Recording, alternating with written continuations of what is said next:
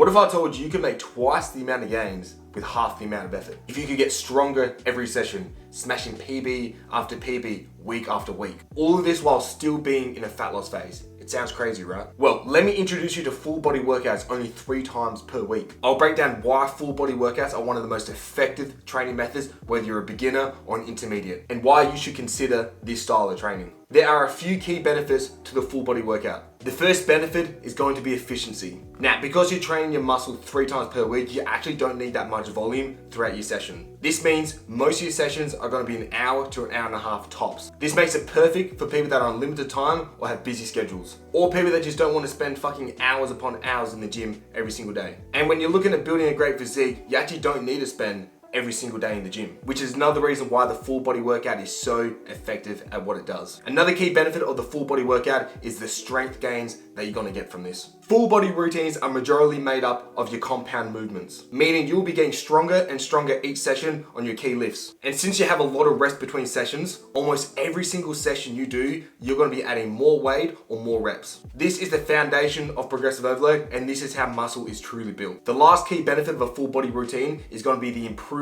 recovery that you get doing this split. The best part about a full body workout split is that it allows for more frequent rest days, meaning we are giving our body a lot of time to recover, which is where our bodies will actually be repairing and growing new muscle tissue. Without being too fucking nerdy, let's get into the science behind the full body workout. Full body workouts can actually stimulate more growth than something like a bro split. The reason being, when you train full body, you're hitting every muscle group 3 times per week with a lot of rest and a lot of recovery. And over the course of the year, you are going to be stimulating your muscles 156 times. With almost weekly progression in strength and a lot of time to rest and recover, you are bound to grow some serious size. But there is a drawback to this. There will get to a point where you have exhausted all of your lifts of progression. From here, if you want to continue to keep seeing progression, you have to change up your exercise selection, or you have to spread out your volume across the week. Something like an upper-lower split is probably the best way to go from there. But don't worry, it's going to take you a very long time to exhaust all of your lifts of progression. There are a few key components to the full body workout that actually make it effective, and if you don't tick these off, you're not optimizing your progress. Now, the first key component of a full body workout is having an exercise selection of your key lifts. For me personally, my goal is always to have that V-taper. So I have my key lifts be exercises that bring up these areas, such as my upper chest, my lats, my shoulders, and my arms,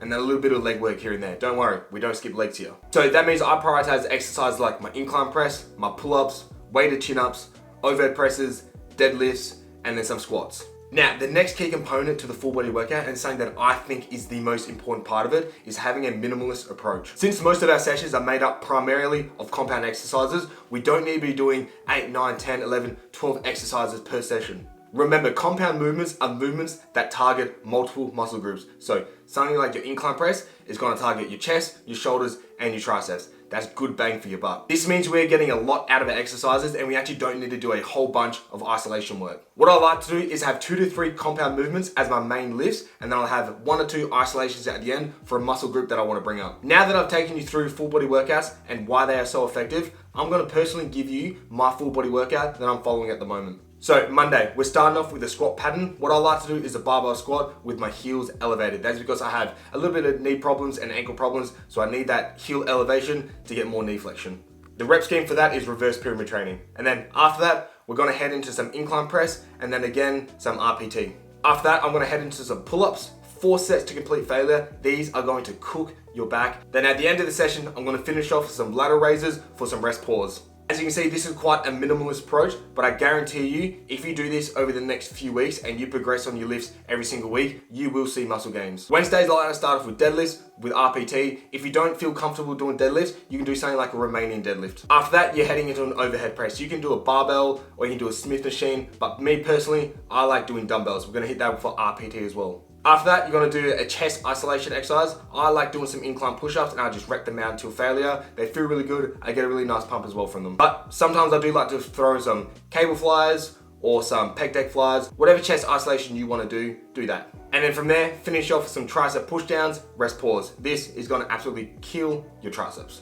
And then Friday, one of my favorite days of the week because we get to do weighted chin-ups. So we're doing weighted chin-ups for RPT. After that, you're heading into a flat dumbbell press for reverse pyramid training, and then heading into Bulgarian split squats again for reverse pyramid training. And then finishing off with preacher curls for rest pause training. As you can tell by the layout of this full body split, my main movements are going to be my incline press, my deadlifts, my squats, my weighted chin-ups, and my shoulder presses. Building up strength and progressively overloading these lifts over a long period of time, I guarantee you are going to be putting muscle on in the right places to give you that aesthetic V-taper. Keep in mind, this is only the first phase of my 3-phase program. As the phases go on, volume is going to increase slightly. Copy this exact workout and try it out for yourself, and I promise you it is way more challenging than it looks. Now, lastly, is going to be avoiding these common mistakes if you actually want to get the most out of your full body training. The first one, and the one that I see most people actually get wrong, is going to be neglecting recovery. Overtraining is very common in full body workouts. And that's simply because most people are used to doing very high volume workouts. If you try to do high volume with high frequency with full body workouts, you're taking away the one aspect that actually makes it so effective. Remember, rest and recovery are key to making the most out of your full body training. So don't go crazy. Start off with 4 to 5 exercises, and then you can build up from there as the phases go on. The second mistake, and this is the one that stops people from actually building muscle. Again, most times with high volume and high frequency workouts, it actually doesn't give your body enough time to go through that recovery phase. Where after you train, your body's gonna build up a lot of fatigue, and it's actually gonna be a little bit weaker. Your body then rests and recovers and then overcompensates for next time. A minimalist approach means that you can apply a lot of stress to the body and still give it that time to rest, recover, and grow stronger for next time. And this is how we can actually progress on our lifts week after week and get stronger and stronger every session. Lastly, this is going to be the number one mistake that everyone does, and I'm sure you do it too, and that's going to be poor form. Proper form is going to be crucial if we want to maximize muscle gains. If your form is breaking down, it's simple. You're just lifting too fucking heavy for yourself. We want to maintain our form throughout majority of the movement. And naturally towards the end, you may have a little bit of form breakdown. You may have a cheat rep or two, but if you're cheating from rep 2, God forbid, brother, you are lifting too fucking heavy. Drop the weight, drop the ego. Now, that is it for the full body workout guide, everything you need to know about it. So try it out for yourself, and I guarantee you will see results. If you want to find out more, I have a free course that goes into detail about full body workouts that you can access for free just by clicking the link in the description. All right, that's it for this one, guys. If you learned something new, sub to the channel, give me a like, drop me a comment. I'll see you guys next one. Peace.